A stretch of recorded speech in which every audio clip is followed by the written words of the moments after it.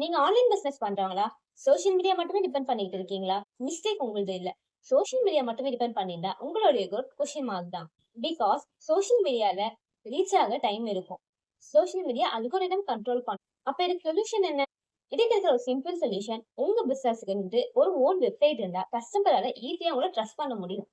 உங்களுடைய பிசினஸ் ஒரு 10 பேர் பண்றாங்கன்னும்போது, உங்ககிட்ட வெப்சைட் இருந்தா, அந்த 10 பேர்ல நீங்க தனியா தெரிவீங்க. சோசியல் மீடியான்றது ரென்டட் ஹவுஸ் மாரி. வெப்சைட்ன்றது உங்களுடைய ஓன் ஹவுஸ் மாரி. அது ஃபுல் கண்ட்ரோல் நீங்க தான்.